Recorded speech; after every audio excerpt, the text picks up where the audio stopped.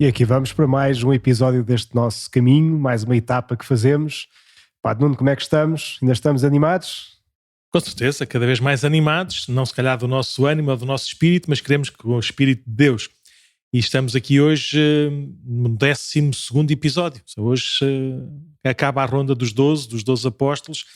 E pronto, por falar nos apóstolos e nos 12, não tem nada a ver, mas o que é que andas aqui a fazer nestes últimos tempos aqui no centro pastoral, aqui com a malta mais nova? O que é que aconteceu neste primeiro mês do ano, neste último mês de um semestre da universidade? Como é que... Pois que isto até parece mentira, mas já estamos em fevereiro, não é? Portanto, de repente passou todo o tempo do Natal, passou janeiro inteiro, que normalmente coincide com a época de exames. Portanto, quem foi passando nestes dias aqui no centro pastoral reparou que, de facto, tivemos cá muita gente que veio para cá estudar e preparar-se para os exames que tiveram ao longo do mês de janeiro inteiro. E há uns que ainda estão, que as faculdades puseram os exames mais para tarde e que alguns ainda estão a começar agora os exames em algumas faculdades. Portanto, aqui o centro pastoral tem estado algo intenso, agora um bocadinho menos, que já passou os exames da maior parte das pessoas. Mas pronto, tem sido casa cheia, graças a Deus, por um lado. E por outro lado também estamos a preparar com alguns dos universitários que tiveram esta ideia de fazermos depois uma peregrinação com quem quiser, aqui costuma vir cá estudar, e outras pessoas que possam estar também interessadas para isso, fazer uma peregrinação até Fátima. Estamos então a preparar agora para o início de março, logo a seguir ao início da Quaresma, também para nos ajudar a preparar para a Páscoa e também para estarmos uns com os outros, conhecermos e também irmos conhecendo Jesus, sobretudo neste caminho que vamos fazendo. Claro, ainda bem que começamos com a peregrinação, que tem esta marca mesmo do caminho. Nós, na igreja, não queremos ser um conjunto de 4 paredes, não é? Não queremos ser apenas um espaço onde as pessoas se encontram. Queremos ser, de facto, uma comunhão de vidas e de pessoas e de pessoas em caminho, e por isso, ao oferecermos, ao permitirmos que haja assim universitários que venham para aqui estudar, em vez de irem para as bibliotecas ou para outras salas de estudo e poderem também ajudar-se e motivar-se para este estudo, nós queremos dar-lhes um bocadinho mais, não é? Queremos que não apenas gastem todas as suas energias a saber as ciências dos homens ou ciências das coisas, descobrindo também qual é que é o seu lugar aqui no mundo e a forma como podem servi-lo, mas queremos também permitir-lhes ou propor-lhes um caminho ainda mais exigente, ainda mais longo, e pronto, é a altura certa também para isso. Então eles vieram cá de muitos sítios, de muitas faculdades, julgo eu, alguns já se foram conhecendo e vieram cá exatamente porque foram convidados por outros cá da paróquia. Agora, com esta peregrinação, com este caminho, vivido assim de uma forma comunitária, o que nós pretendemos, o que nós gostávamos é que eles próprios também fossem construindo este caminho de igreja. Até porque daqui a ano e meio, mais coisa menos coisa, nós temos aqui as Jornadas Mundiais da Juventude, e por isso é bom também que eles próprios estejam cada vez mais atentos e disponíveis e atentos para se prepararem e para ajudarem a acolher e a fazer acontecer essas jornadas. Aliás, no final deste mês, as jornadas vão ser em 2023, por isso este número 23 não só fala para aqueles que gostam de basquetebol do melhor jogador do mundo de todos os tempos, do Michael Jordan, que é esse número 23 ficou era o icónico. 23? O 23, quando se fala, é sempre o Michael Jordan, é sempre o melhor do mundo, sempre. Mas pronto, mas tirando esse Michael Jordan, o 23 fala dessas Jornadas Mundiais da Juventude, por isso no 23 de cada mês é sempre assim o dia das jornadas. Então, agora até às jornadas na Diocese de Lisboa, nas 18 vigararias, 18, não é? 18 vigararias. Isso pode não dá de saber melhor que eu, que pode não ser vigário. Não, eu já não sou vigário, mas são 18 vigararias, por isso são 18 meses. No dia 23 de cada mês há o símbolo, o logotipo das Jornadas Mundiais da Juventude, que é uma cruz em que tem também um desenho que recorda Nossa Senhora, que recorda também o caminho que ela fez para visitar a sua prima Isabel, que tem também uma marca do terço como oração que com Maria nos ensina o caminho melhor para chegar até Jesus ou para acolher Jesus. Então esse logotipo das jornadas foi transformado num objeto 3D, numa cruz, e é a cruz que estão em todas as dioceses do país. Então aqui a Diocese de Lisboa, no seu serviço da juventude, até um bocadinho para começar também a reunir, a cativar e a juntar esta peregrinação até às jornadas, faz com que essa cruz esteja um mês em cada uma das vigararias. Aqui em Cascais, esse logotipo chegará no dia 23 de fevereiro e passará para a vigararia de Oeiras no dia 23 de março. Mais coisa, menos coisa. Depois há sempre uns ajustes, pode ser no dia anterior ou no dia a seguir, mas é sempre esse o dia 23. Por isso nós, no final do mês, haveremos também de apresentar um bocadinho algumas propostas, como é óbvio, mais voltadas para a juventude, mas é a igreja toda, é a paróquia toda, as paróquias todas, é a diocese inteira que prepara e que acolhe e que cresce com esta bênção de Deus, que é podermos organizar as Jornadas Mundiais da Juventude em Lisboa em 2023. É sempre uma tarefa da igreja inteira, não é? Mesmo esta peregrinação para os universitários que estávamos a falar, é feito não só com aqueles que de facto se organizam e põem mão na massa para preparar as coisas todas e aqueles que também depois vão peregrinar, mas também com as orações de toda a gente, não é? Orações, o apoio, que se faz sempre com uma igreja inteira, ainda que não estejamos diretamente envolvidos, é bom irmos rezando por isto, não é? Por o evento que vai acontecer, porque depois é isso, e ser igreja é também ser família e apoiar-nos, assim como vamos chatear os avós ou os tios que gostávamos de ir aqui ou ir ali e precisávamos de ajuda, espiritualmente falando, também vamos então fazendo este caminho, portanto, quer sejamos mais velhos ou mais novos, é isto, preparar para as jornadas e preparar-nos a nós mesmos para estar mais perto de Jesus, que isso é que é sempre o foco de todas estas organizações e atividades que fazemos, que é no fundo ir à fonte da vida, é o próprio Jesus. E falando nisso, Padre Nuno, hoje vamos falar também pela efeméride que se vai celebrar esta semana, de um Deus que sofre, de um Deus que cura. Sim. É o episódio 12, então, que vamos falar sobre a questão da doença.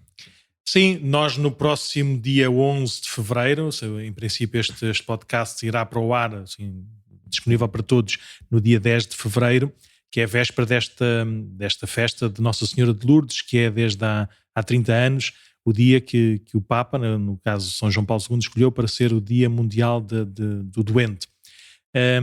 E a doença tem este desafio, tem este paradoxo, tem este risco, não é? De nos poder aproximar ainda mais de Deus, porque Ele próprio se fez sofredor por nós e connosco, e como é óbvio, Ele não quer o nosso sofrimento, Ele quer a nossa vida, quer a nossa cura, e pode ser também esta jogada de risco, porque às vezes nós temos tanto este instinto de sobrevivência, da saúde, da cura, do bem-estar, que às vezes não entendemos como é que Deus, que é todo poderoso e todo bondoso, não nos olha e não nos cura como a gente acha que merece. Por isso vamos aproveitar a mensagem deste ano do Papa Francisco para o Dia Mundial do Doente, para falarmos um bocadinho primeiro, para conhecermos a mensagem, para conhecermos o que é que o Papa nos quer dizer para este dia, e depois aproveitarmos essas palavras do Santo Padre para refletirmos um bocadinho sobre 2 ou 3 ou 4 ou 5 aspectos sobre este caráter da nossa fé, né, em momentos de doença. E é algo que nos pode ajudar muito, pois se não passamos nós mesmos pela doença ou já passámos assim por algo ou mais leve ou mais crónico, digamos assim, é algo que nos toca a todos, familiares, amigos, portanto é sempre uma mensagem que nos ajuda nestes momentos difíceis a olhar para Jesus e a caminhar. Então conta lá, Padre Nuno, o que é que nos diz o Papa este ano? Sim, antes ele começa logo por dizer e para anunciar o que é isto do Dia Mundial do Doente, e eu fui também um bocadinho mais à procura. Então, o Papa João Paulo II, em 1992, tinhas quantos anos, Padre Mendo? 2. Dia 13 de maio de 1992, que dia bonito, dia então, especial. Aí só tinha um, não eram 2. Não tinhas completado o segundo. No dia 13 de maio de 1992, o Papa João Paulo II escreve uma carta ao Presidente do Conselho Pontifício para a Pastoral dos Agentes de Saúde, e a explicar como seria bom ser instituído também na Igreja este Dia Mundial do Doente. E o Papa Francisco dá assim 6 motivos para que haja esse Dia Mundial do Doente. Assim, o motivo zero, assim, o motivo geral é sensibilizar, motivar todo o povo de Deus, a sociedade civil, todo o povo de Deus nas suas instituições mais ligadas à saúde e à misericórdia, para alguns desses aspectos. O primeiro é não esquecermos da necessidade de assegurar a melhor assistência possível a quem está doente. Às vezes a doença leva-nos a um certo distanciamento, ou seja, aquilo que aos nossos olhos não é belo, nós afastamos um bocado, e por isso precisamos de ver com os olhos da fé, os olhos do coração, e ver na pessoa enferma, na pessoa caída, na pessoa que porventura está sem assim tanta vontade ou tanta firmeza para viver. Precisamos de superar alguns limites que a gente possa ter. Depois ajudar também quem está doente a procurar entender e a valorizar a vivência desse sofrimento, não como uma escolha livre, mas como uma escolha de quem acolhe, de quem recebe e quem entende a sua dimensão de sofrimento e se associa nesse sofrimento à pessoa de Jesus. Depois, fazer com que todas as instituições da Igreja se comprometam nesta pastoral da saúde.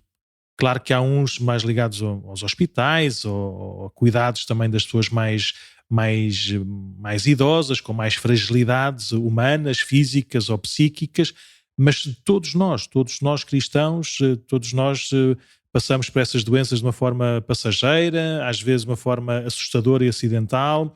Todos nós em casa, na nossa família, temos os avós ou os bisavós, ou pessoas mais fragilizadas, por isso todos termos este compromisso com a pastoral da saúde. Uhum. Depois, o quarto ponto é o Santo Padre aproveitar também este Dia Mundial do Doente para provocar e para formar e para ajudar os voluntários. Não apenas estarmos sossegados com os belíssimos profissionais ligados a esta pastoral da saúde, mas também todos sermos voluntários, cada um também com a sua disponibilidade, os seus carismas, para participar nesta missão. Uhum. Depois, para terminar, continuamos na formação e no cuidado destes agentes de pastoral e não deixar nunca que os sacerdotes todos, os diocesanos, os que vivem assim nesta pastoral mais territorial, e os padres religiosos, que têm também um compromisso e um laço à Igreja e à missão da Igreja na sua regra e nos seus propósitos, mas todos os sacerdotes, todos os religiosos e religiosas, não esquecerem da importância desta assistência religiosa aos enfermos. Por exemplo, só para terminar este ponto, o Papa Francisco, no ano da Misericórdia, que foi há uns anos atrás, instituiu na sua agenda, no seu calendário, que na sexta-feira, todas as sextas-feiras, julgo eu, ou pelo menos uma sexta-feira por mês, ele próprio sairia do Vaticano para ir fazer uma pequenina visita. E é muito comum nós vermos na internet, neste dia foi visitar uma irmã que fez 100 anos, ou de um funcionário qualquer do Vaticano que estava doente, ou que tinha um avô doente. Então o Papa Francisco aproveita estas sextas-feiras para fazer essa tal obra de misericórdia. Estava doente, estava só, e fostes visitar-me. Por isso, todos, a começar pelo Santo Padre, ou a terminar pelo Santo Padre, todos os agentes de pastoral, elegermos também como prioridade, como primazia, este cuidado dos enfermos. Então, dito isto, para este ano, a mensagem do Santo Padre, do Papa Francisco, vai buscar exatamente esse título também do ano da misericórdia: sede misericordiosos como o vosso Pai do céu é misericordioso. Lucas 6:36, não é? Exatamente, e dá-lhe um subtítulo: colocar-se ao lado de quem sofre num caminho de caridade. Por isso, aproveitarmos todos, quem está em fase ou em momento de sofrimento e quem tem esta missão também do cuidado ou da proximidade dessas pessoas, todos fazemos este caminho de amor, todos fazemos este caminho do Pai. E pronto, e a mensagem, que é relativamente curta, tem 5 pontos. O convite é lermos esta mensagem, lê-se rapidamente, até dia 11 de fevereiro. É uma leitura de 5 minutos, 10? Eu diria, se lerem com cuidado, 15 minutos. 15 minutos de leitura. São 5 pontos, são 5 parágrafos, depois mais a introdução e a conclusão. Por isso, também vem meia hora mais cedo para a missa, de 15 minutos para ler, e depois outros 15 minutos para rezar, para junto de Jesus. Só para aguçar o apetite, então falar um bocadinho sobre esses temas, esses títulos da mensagem do Papa Francisco para o Dia Mundial do Doente, e a partir desses tópicos aflorarmos, ou seja, abrirmos caminho, depois também podemos aprofundar isso, e de certeza que ao longo destes anos do podcast havemos de falar de uma forma mais específica, se calhar, sobre cada um destes temas. Então o primeiro ponto, o primeiro número da mensagem do Papa para este Dia Mundial do Doente é misericordiosos como o Pai. É a gente olhar para Deus, que é misericórdia. Por isso a vida de Deus, a ação de Deus, é este Deus que cura, como nós ouvíamos logo no título que quisemos dar este episódio do podcast. Ou seja, a vontade de Deus, a vida de Deus é cuidar, é tratar. Deus amou tanto o mundo que lhe entregou o seu Filho unigênito. Deus vem com a força e com a ternura de um pai, de uma mãe, como o Papa Francisco de uma forma tão bela também usa essa imagem. Por isso, Deus não se esquece de nós. Quer sempre o nosso bem. E é aí que vem, se calhar, o primeiro grande desafio quando a gente fala ou pensa na doença, no sofrimento ou na morte, é por onde é que Deus anda. Se Deus é este tal Pai misericordioso, porque é que permite que eu sofra? Ou porque parece um vazio, não é? Quer dizer, onde é que está o Deus que é amor e que é paz? Exatamente. E eu estou aqui a sofrer, não é? Assim é a primeira ideia que vem. E há várias coisas que convém nós, pelo menos quando não estamos doentes, e se calhar conseguimos refletir ou pensar de uma forma um bocadinho mais fria, e não estamos afogados nessa agonia, por assim dizer. Por isso é bom refletirmos antes, que é para depois, quando passarmos por isso, se calhar não nos perdermos assim tanto. Aliás, o Papa Francisco, lembro-me de uma das primeiras entrevistas que dava, já como Papa, uma vez perguntaram-lhe, eu estou a falar de cor, se calhar não estou a dizer tudo certo, mas perguntaram-lhe se ele tinha medo de morrer. E o Papa Francisco respondeu logo que não, e depois continuou a resposta a dizer: a única coisa que eu peço a Deus é que não tenha medo de sofrer. Ele sabe, tem experiência humana, ou pelo menos de acompanhamento, como o sofrimento pode ser um momento também de muito afastamento de Deus. É uma prova, não é? É uma prova, sim. Por isso, dois tópicos só, e deixo apenas como título, da gente poder, não é entender, mas poder arrumar, poder apontar caminho para depois fazermos, que é: Deus não quer, de uma forma voluntária ou deliberada, o sofrimento dos seus, do seu filho, porque senão o céu, como eu costumo dizer um bocadinho na brincadeira, o céu era um hospital, ou seja, estávamos todos doentes. Se fosse essa a vontade de Deus, então o céu seria uma doença inteira, uma doença completa, e exatamente o contrário. O que Deus quer desde o princípio, e está garantido na sua perfeição, na plenitude, para aqueles que o acolhem, para aqueles que confiam nele, é vida e vida em abundância. Deus permite, por isso é uma vontade um bocadinho passiva, não é? Deus permite que possamos passar por esse sofrimento, porque pode vir uma coisa boa dele. Para nós, para outros, para agora, para muito depois, não sabemos.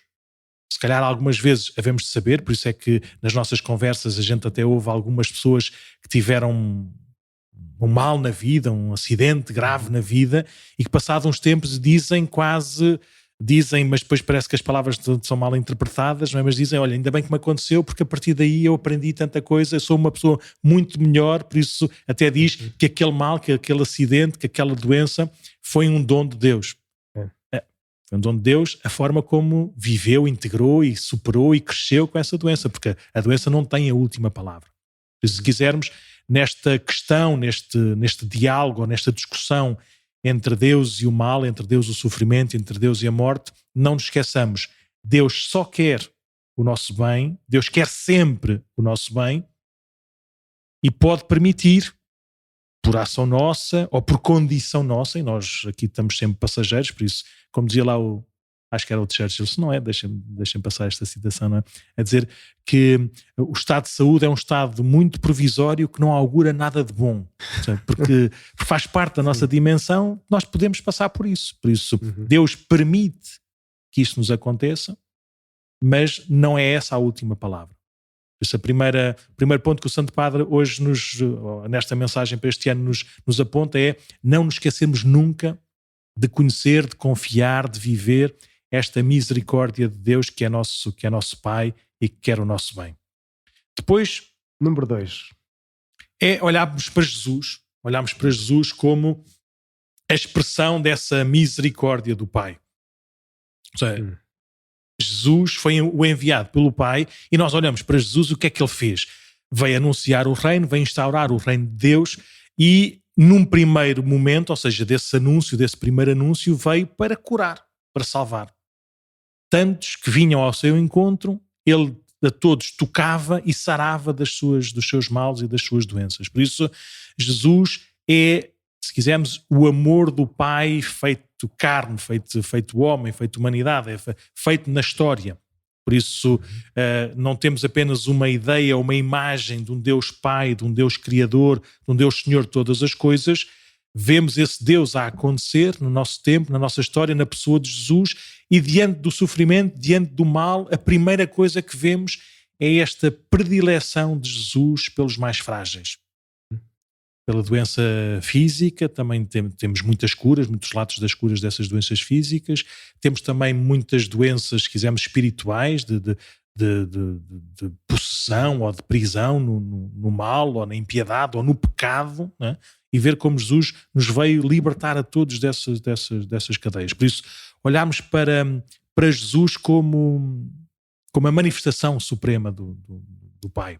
Aquela salvação que vem do Pai. Algumas pessoas, não os doentes propriamente ditos, que os doentes a gente tem que ouvir, tem que estar, não é? Mas algumas pessoas que sofrem normalmente os pais, ou as mães, ou os filhos, ou os irmãos, às vezes quando vêm perguntar onde é que Deus está, o que é que Deus quer, o que é que Deus faz, eu digo-lhes sempre para olharem para a cruz. Olharem para a cruz, é ali que Deus está. Por isso está mesmo no meio do sofrimento e o primeiro a sofrer como nós. Por isso, uma das coisas que podemos aprender também, olhando para Jesus, é o sentido salvífico do sofrimento. Ou seja, Jesus salvou-nos sofrendo por nós na cruz. Podia ter feito de outra maneira qualquer, não sei se alguém tem a ousadia ou a falta de senso, de nexo, né? De tentar pôr-se assim como o treinador de Deus ou como aquele estratega de Deus e a pensar o que é que Deus devia ter feito para nos salvar, o que é que Deus devia fazer para nos ensinar todas as coisas. Não sei se alguém já teve fez esse exercício absolutamente inútil de pensar como é que Deus nos podia salvar. Eu acho que é totalmente inútil. Nós devemos aprender com muita humildade e de coração bem disponível para saber que Deus nos salvou morrendo por nós na cruz, ponto. Sofrendo fisicamente, sofrendo emocionalmente, com o abandono de todos, com a injustiça dos seus, sofrendo até quase espiritualmente, né? Naquela oração que ele quis fazer, a oração dos Salmos, de um tal abandono, de uma total entrega. Pai, em tuas mãos entrego o meu espírito. Por isso, quando nós sofremos e olhamos para Jesus, que quer o nosso bem e que sofreu por nós podemos, como dizia o São Paulo numa das suas cartas, na carta aos Colossenses, São Paulo dizia: complete na minha carne o que falta à paixão de Cristo. Não que falte o que quer que seja a paixão de Nosso Senhor, mas no sentido de que os sofrimentos dele só encontrariam sentido se fossem associados, se tivessem o mesmo nível de amor, de entrega, se fossem associados ao sofrimento de Jesus. Por isso, uma das coisas que é um grande desafio, eu lembro-me, por exemplo, no seminário de Almada, onde eu estive nos primeiros anos de formação, o cardeal Ribeiro, na altura era o patriarca de Lisboa, estava muito doente e estava com uma doença terminal, e pronto, e era uma referência, era o nosso patriarca, era o nosso bispo, o nosso pastor, e eu lembro-me uma vez, estava no seminário, e um dos padres que normalmente o acompanhava, o cardeal Ribeiro, passou lá pelo seminário e nós perguntámos como é que estava o senhor Bispo, o senhor Patriarca, para continuarmos a rezar por ele. E eu nunca mais me esqueço dele a dizer, olha, ele hoje, como sabia que eu vinha aqui ao seminário, disse-me para vos dizer que ele estava a entregar esses seus sofrimentos para a vida e para a vocação dos seus padres para ser. E tu não imaginas o que aquilo me transformou. Eu estava, é normal, estávamos em fase de discernimento, por isso estávamos com dúvidas, queremos sair, não queremos sair, e de repente saber que alguém que eu admiro, que eu respeito, está a sofrer horrores e está a entregar esses sofrimentos para bem nosso, para bem da nossa vida e da nossa missão. Eu lembro-me, todo muito corajoso, eu tinha pai 18 anos, talvez, 19, não sei. Lembro-me de rezar naqueles dias a dizer, faz-me passar pelo mesmo, não no sentido de uma doença terminal ou essas coisas, mas ter a mesma vontade sim. Quando eu passar por este sentido da doença, faz-me ter o mesmo sentido da oblação. Devo dizer que nesse inverno estive lá, como temos de vez em quando uma gripe daquelas de 40 graus de febre, né? Sim. E eu lembro com umas dores horríveis, uma febrezinha, mas pronto, estava dores e essas coisas todas, esses incómodos, né? E só me vinha à cabeça a dizer, tu oferece isto para o bem da igreja, oferece isto, e eu só depois do outro espírito mau só dizer, pá, não ofereças nada, pá, pede a Deus para te livrar disto. Então eu lembro quando fiquei com mais saúde, de ser o primeiro nível de combate, ou seja, se calhar até queria oferecer-me para bem de todos, mas depois a nossa carne, a nossa pele, quer logo o imediato e o superficial. Por isso, olha, pedir por todos, mas com muita humildade, sabendo que isto não é magia, nem nos faz deixar de sentir as doenças, as nossas fragilidades e os nossos medos e o que seja, mas que isto fique dentro do coração de todos os cristãos, saberem que foram salvos também por este gesto de amor que assumiu o sofrimento em Jesus, e nós podemos associar-nos a esse sofrimento. Aliás, é um terceiro ponto da mensagem, é voltado sobretudo para os que estão no terreno. O Santo Padre tem uma palavra muito mais próxima e delicada aos enfermeiros, aos médicos, aos cuidadores, que neste tempo assim de maior doença estão próximo das pessoas que sofrem. Por isso ele convida-os a não fazerem aquilo de uma forma fria, técnica, automática, com certeza pôr toda a sabedoria em todos os cuidados, em todos os tratamentos, usar tudo aquilo que é técnica médica para cuidar o melhor possível das pessoas, mas saberem que quando tocam, né? No doente, estão a tocar em Jesus. Em Jesus também por nós sofreu, e nesse sofrimento para nos salvar. Por isso, olhar e contemplar e aproximar-se também e crescer na fé para aqueles que cuidam, também ao ajudar, ao contemplar, ao amar aqueles que sofrem. É engraçado que, não sei se já reparou o Padre Nuno, mas uma coisa que choca no Evangelho é que ver aquelas vezes em que Jesus falou do inferno assim para as pessoas, normalmente é precisamente quando fala de coisas de cuidar do outro, não é? De cuidar. Quando eu estava doente não me vieste visitar, quando eu precisava. Sim. E é nesses momentos de facto da assistência que ele diz, olha, estão a tocar em mim, não é? Portanto, quando estão a tocar nos doentes, estão a tocar em mim mesmo. Quando receberem um só destes pequeninos, é a mim que estão a acolher, estão a receber, e quem me acolhe o Pai que me enviou.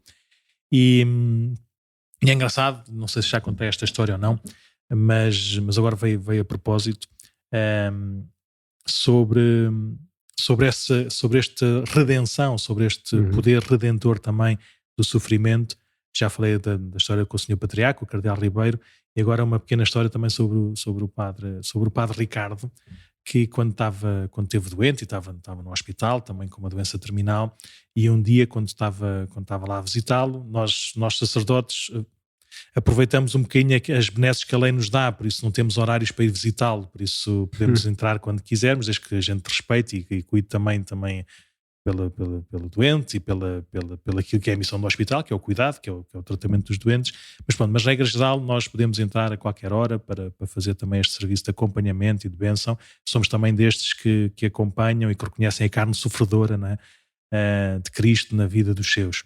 e lembro de uma dessas vezes, ele pediu-nos, estava lá também os seus pais, pediu-nos que o ajudasse a pôr um bocadinho de pé, porque ele já estava um bocadinho desconfortável de estar sempre deitado, mas ele não tinha forças para se pôr de pé na cama, para se pôr de pé assim junto à cama. Então nós lá o abraçámos e pusemos-lo de pé, então aquilo parecia o Calvário, porque ele estava assim mais em cima de uns degrauzinhos que davam acesso à cama, e depois eu e o pai, cada um do seu lado, a ampará-lo para ele estar um bocadinho de pé. E pronto, e brincámos um bocadinho com a situação. Ele tinha um humor espetacular, parecia mesmo lá o Calvário, e depois eu com o pai a ver quem é que era o bom ladrão e o mau ladrão e coisas assim parecidas. Pronto. Depois, quando estava a regressar a casa, veio uma alegria a alegria do cuidado, né? A alegria do poder ter sido útil, poder ter sido usado para cuidar de Deus ou para cuidar de Cristo naquele momento de maior fragilidade. Por isso, uma das coisas que gostava também de repetir para todos, às vezes quando estamos doentes e somos muito orgulhosos, não queremos ser um peso para ninguém. Ser cuidado, ser tratado, ser amado não é peso para ninguém. É uma graça para todos. É uma possibilidade de cada um poder encontrar-se e poder experimentar o que é próprio de Deus. Por isso, ninguém, se nós queremos o bem dos outros, deixem-se amar, deixem-se cuidar, deixem-se tratar. É uma bênção, uma graça imensa podermos ser abraçados, podemos ser preocupados, por assim dizer, sermos fonte de preocupação para os outros, fonte de oração para os outros. Por isso, participarmos nos sofrimentos de Cristo para quem está doente, com certeza, mas para quem também cuida, para quem ajuda, para quem acolhe, também participamos na redenção que os sofrimentos de Cristo nos trazem. Depois, isto o tempo voa, não é? O quarto ponto desta mensagem do Papa Francisco, para o Dia Mundial do Doente, é olhar para os lugares, para os lugares de tratamento, para os lugares de cura. Nós sabemos que na igreja de território, na igreja espalhada pelo mundo inteiro, mesmo em Portugal, e que não é assim tão comum, há em muitos outros países mais desenvolvidos, menos desenvolvidos que Portugal, há muitos hospitais e hospitais centrais e casas de saúde que são da igreja, ponto, não é por causa de posse, mas nasceram deste cuidado e desta missão da igreja e cresceram também com este empenhamento e com esta vivência dos mandamentos de Deus, de cuidar de quem sofre. E por isso, no mundo inteiro, hospitais, casas de saúde, lares, centros de dia, centros de convívio, todos os centros possíveis e imaginários das doenças mais estranhas e que existam, desde os pequenininhos até os mais velhinhos, a igreja está, ponto. Ponto. Podem ir depois à procura se quiserem, se tiverem esse interesse. E mais do que essas casas da igreja, o Papa Francisco também recomenda a todas as casas onde acontece esse cuidado e esse amor aos que estão mais frágeis, que nunca deixe de ser uma casa de misericórdia. Que nunca seja uma fábrica ou uma questão de repetir constantemente os mesmos gestos, não é? Mas e nós hoje é o grande desafio, não é? Nós ouvimos, e mesmo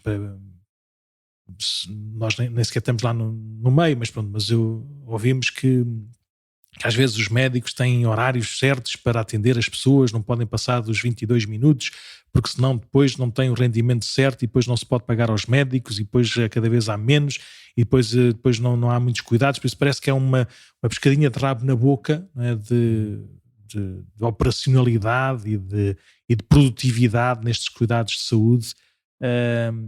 O Papa Francisco exorta a não irmos por esse caminho. Mesmo que tenhamos de ter esses cuidados, que o que fique é o cuidado da pessoa desde sempre, desde o princípio até ao fim. Nenhum ser descartado, nenhum doente ser menorizado, nenhum doente ser visto como uma doença, mas como uma pessoa. E como uma pessoa que exatamente por passar por essa fase de doença, mais se identifica ainda com o próprio Deus que se manifestou também de uma maneira completa e inteira no sofrimento de Jesus. E para terminar, o último ponto da mensagem do Papa Francisco para este Dia Mundial do Doente é um parágrafo aberto a todos os agentes de pastoral, a toda a igreja, a todas as pessoas. É dizer que os doentes ou aqueles que estão em situação de maior fragilidade não estão todos nos hospitais. Aquilo não é um lugar aquilo é um lugar de tratamento, um lugar de cura, onde estão as pessoas com fragilidade mais física ou mais espiritual, na nossa casa, na nossa rua, à nossa beira. Por isso, cada um dos batizados é que é chamado, como tu disseste há bocadinho quando referiste essa identificação de Jesus com os mais frágeis, cada um dos batizados é chamado a reconhecer esse Jesus no mais frágil, no próximo, não é? Como também usa também aquela parábola do samaritano. Quem é que é o meu próximo? Olha, é aquele que está à tua frente. Por isso este último parágrafo do Papa Francisco é esta interpelação, ou este sublinhado chamamento a que todos estejam presentes e próximos de quem sofre. E para terminar também uma reflexão sobre, também já fui dizendo quando as histórias fui contando, mas uma expressão que reli agora por causa deste episódio, que está numa carta que o Santo Padre João Paulo II escreveu no final do ano da Redenção, do Jubileu da Redenção, em 1984, quando escreveu uma carta sobre o sentido salvífico do sofrimento, Salvifici Doloris, e num dos pontos, num dos capítulos, fala do Evangelho do sofrimento. Como quer dizer que, e dando exemplos de histórias de alguns santos, e não era preciso dar esses exemplos, todos nós na nossa vida também, graças a Deus, tivemos essa oportunidade, como no sofrimento nós podemos conhecer a Deus de uma forma ainda mais inteira e completa. Como no sofrimento tantos se converteram, aqueles que sofreram ou aqueles que co-sofreram, aqueles que passaram por isso junto de quem passava esta fase da doença. Por isso, não termos medo de nos aproximarmos, não termos medo de estarmos presentes, não termos medo de sofrer. Não é a nossa primeira escolha, ninguém quer infligir a si esse sofrimento, mas quando ele aparece, porque sim ou porque não termos medo de experimentar aí esta feliz notícia de que Nosso Senhor nos ama, que Nosso Senhor sofreu connosco, sofreu por nós e venceu esse sofrimento, e nele nós também podemos experimentar essa vitória, essa cura espiritual e porventura também essa cura física. E pronto, e por falar em cura física, se calhar falar um bocadinho, porque este dia 11 de fevereiro, né, é o Dia Mundial do Doente. Não sabemos se sabem porquê ou porque não. Ou seja, nos últimos tempos, será aqueles mais empenhados na pastoral da saúde, sabem que neste dia 11 de fevereiro já foi votação sobre a lei da eutanásia que passou, já foram referendos ou votações também sobre a lei do aborto que passaram. Por isso, este dia 11 de fevereiro não deixa de ser também um dia de muita tentação e de muita provação. Mas na Igreja, dia de Nossa Senhora de Lourdes, foi escolhido como este Dia Mundial do Doente. Nossa Senhora de Lourdes apareceu em Lourdes, numa terrinha pequenininha ali no sul de França, junto aos Pirineus. É uma pastora, uma pastorinha, a Bernadette, e pronto, e lá lhe deu a conhecer tudo o que tinha para dar a conhecer, nomeadamente aquela revelação da sua Imaculada Conceição. É de facto o centro das aparições. Exatamente. de Lourdes. Esse é o grande anúncio. Ao contrário de Fátima, não. Em Fátima, Nossa Senhora fala um bocadinho mais, ou um bocadinho melhor sobre este sentido de participação nos sofrimentos de Cristo, e por isso também nós livremente impormos algumas provações para nos associarmos a esse coração sofredor de Nosso Senhor. Em Lourdes, não. Em Lourdes a missão a mensagem é muito centrada nessa Imaculada Conceição. No entanto, sabemos que Lourdes é um sítio onde vão muitos doentes e onde há também muitas curas. Desde sempre. E o engraçado é que é que desde o princípio, eu estive a ler agora assim um bocadinho mais com as datas, as aparições acabam, a última aparição foi no dia de Nossa Senhora do Carmo, dia 16 de julho, em 1858, e 12 dias depois, dia 28 de julho, o bispo diocesano pôs logo uma comissão a tentar estudar o que é que tinha acontecido. E pouco tempo depois criou-se logo também uma comissão médica para avaliar o que é que estava a acontecer neste sentido das curas. E que ainda existe nos dias de hoje, não é? E nunca deixou de existir. Sim. Ou seja, foi logo desde o princípio aquela noção popular, aquela noção próxima de que aquele caminho, aquela peregrinação até aos lugares santos, esta confiança, esta fé na nossa mãe, como isso fazia sentir essa cura, essa resolução dos seus problemas de saúde. E desde aí, é engraçado como, não sei se já foste ao Santuário de Nossa Senhora de Lourdes ou não, eu lembro da primeira vez que passei por lá, o que me chamou a atenção, o Santuário de Fátima, a mim, o que me chama a atenção é o silêncio e a oração. Embora a maior parte das pessoas que eu ouço a querer dizer mal de Fátima, o que dizem é que aquilo acho que é um comércio, é porque não sabem ir para o estacionamento normal, que é nas traseiras do santuário, não, para a rua não das tem lojas. nada assim, pois é, entrar para o santuário. Eu nunca vejo uma loja quando vou a Fátima, não me lembro, não sei, mas pronto, mas respeito aquilo que as pessoas encontram lá em Fátima. Para mim, Fátima é um lugar de silêncio, de oração, de encontro, e Lourdes era a primeira grande experiência, assim, a grande novidade também é de oração, mas é de alegria. Quando eu passei por lá, a quantidade de pessoas que nós reparávamos que eram doentes, ou porque estavam em macas, ou cadeiras de rodas, ou com muletas, ou o que quer que seja, não é? Mas com um sorriso nos lábios, eles e os seus cuidadores, a sua família, os seus amigos, não é? Então chama muita atenção essa vitória, não é? Da vida sobre a morte. E saber que, de facto, há muitos sinais, há muitos milagres também em Lourdes.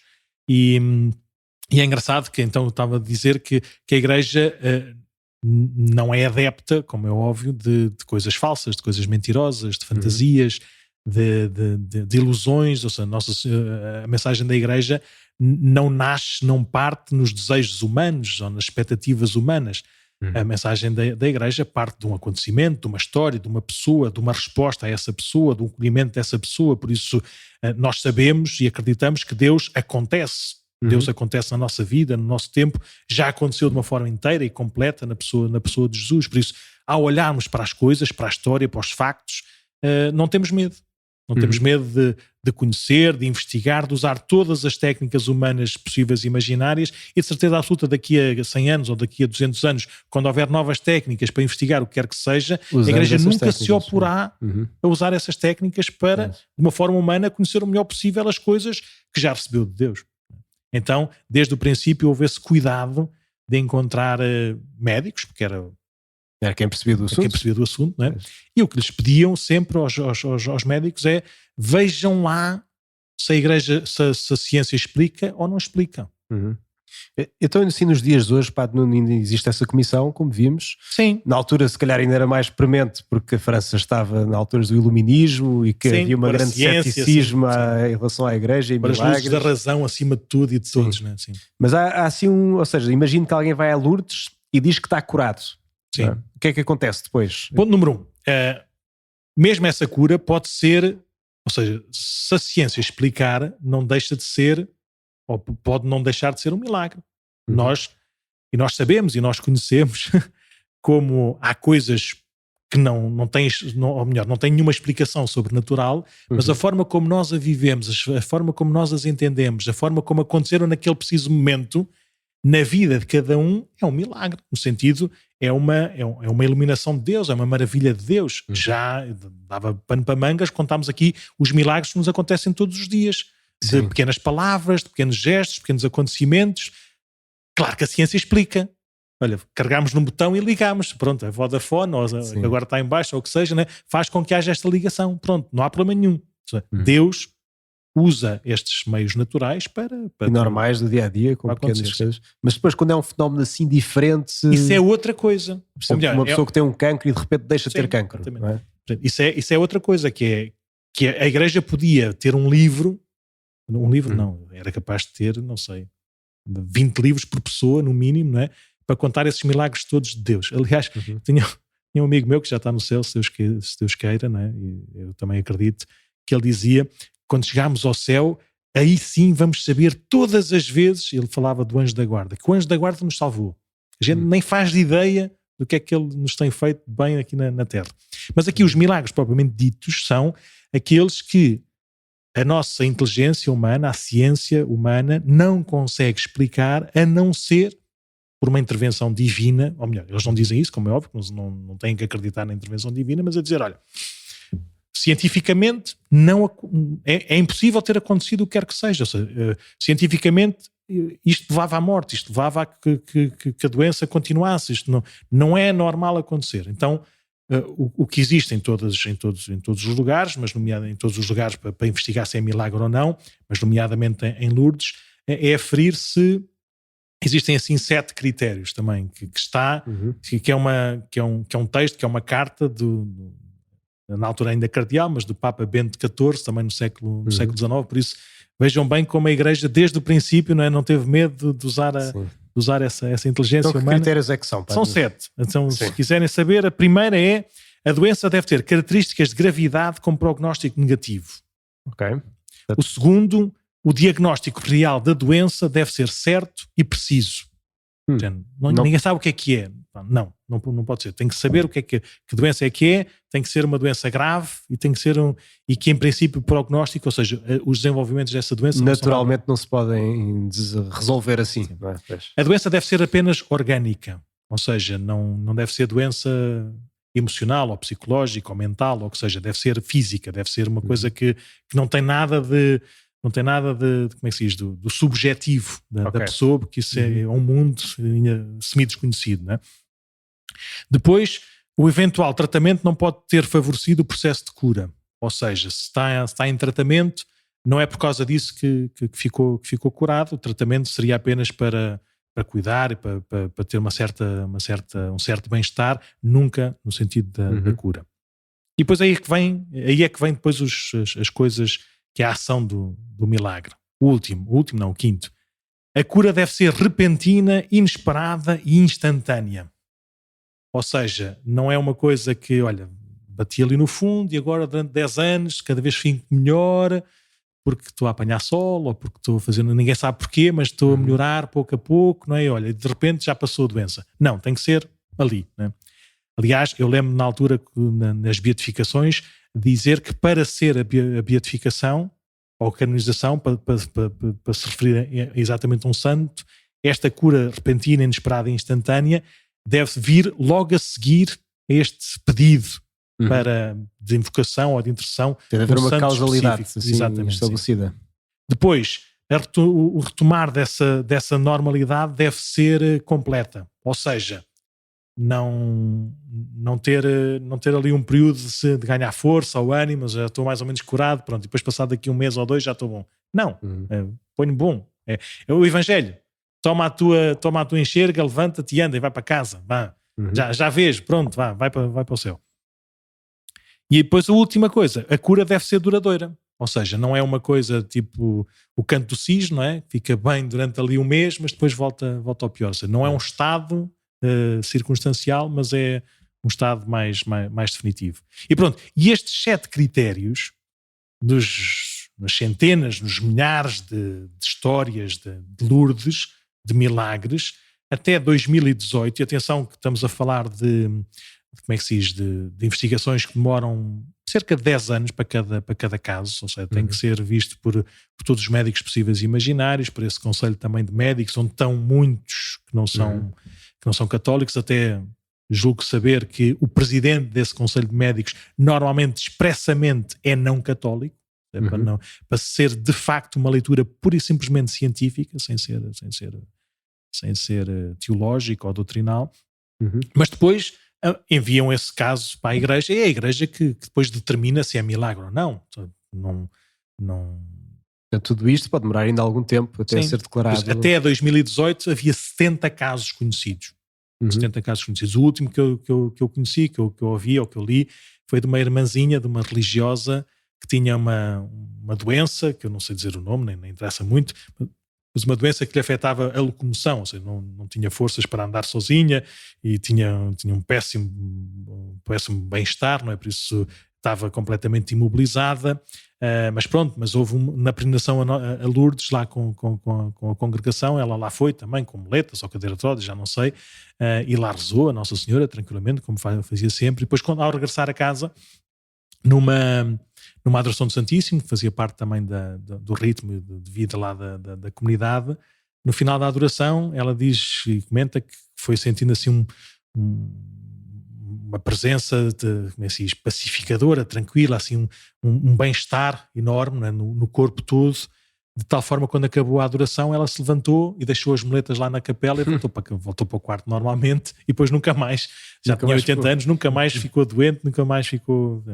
Pronto, então, porque esta história de Nossa Senhora de Lourdes, Nossa Senhora é mais uma daqueles sinais de que Nossa Senhora quer o nosso bem e dá-nos tudo, e na cruz deu-nos também Maria por mãe, por isso neste dia de Nossa Senhora de Lourdes nós celebramos o Dia Mundial do Doente e continuamos também a contar com esta poderosíssima intercessão de Nossa Senhora.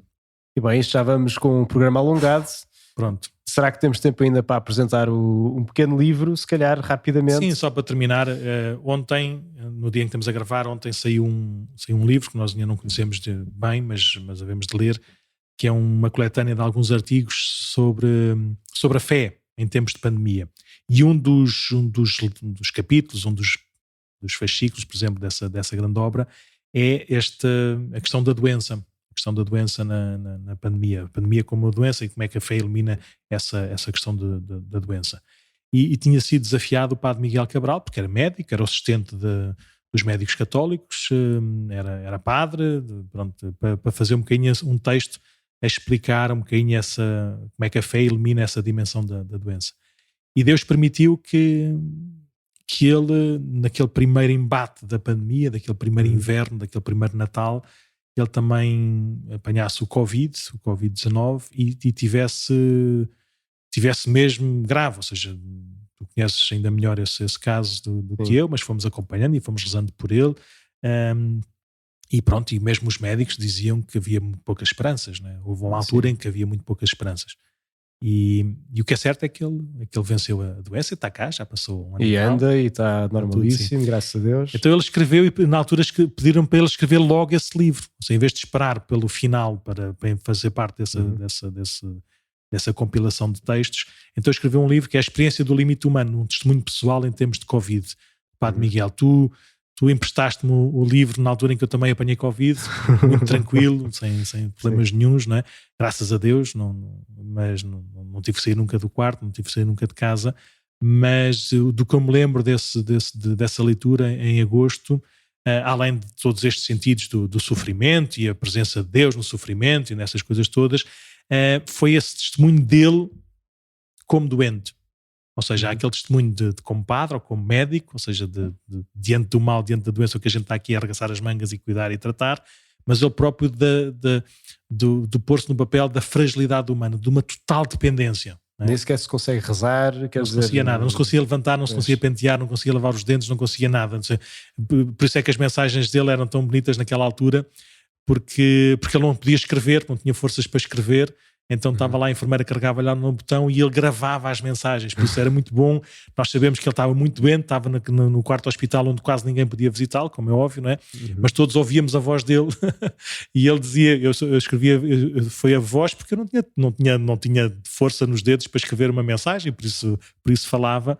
E por isso este texto é muito bonito por causa também desta dimensão dele testemunhar na primeira pessoa o que é experimentar a vulnerabilidade, a fragilidade humana e como isso pode permitir, não é, uma atitude de confiança nos médicos, nas pessoas, como isso pode também permitir uma abertura a uma vida maior, uma vida melhor na fé, e como isso também nos ajuda a perceber que sem os outros somos muito menos e estamos muito mais expostos ao mal. Então desculpem, hoje falámos demais, aqui é um plural muito mais estático. Hoje foi não só ouviu quase, praticamente. mas pronto. Mas, se quiseres dar as palavras finais ou as despedidas. Então, se quiserem, tem aqui o e-mail podcast@paroquiadecascais.org para mandarem as vossas sugestões, os vossos comentários, tudo aquilo que quiserem também ouvir. Nós contamos também com o vosso contributo para isso, para saber o que é relevante, o que é que podemos falar. E de resto, vamos a isso, continuamos nesta caminhada. Partilhem o podcast também com quem quiserem, sobretudo com quem pode estar agora assim mais doente e a passar por dificuldades. E sobretudo leiam também a mensagem do Papa, que Sim. pode ser uma boa ajuda. Sim, podem ler a mensagem do Papa, podem ler esta carta do Papa João Paulo II, Salvifici Doloris. Depois nós vamos pôr aqui tudo lá na descrição dos episódios. Depois também este livro do Papa Miguel. Muito obrigado e boa tarde e vamos a isso.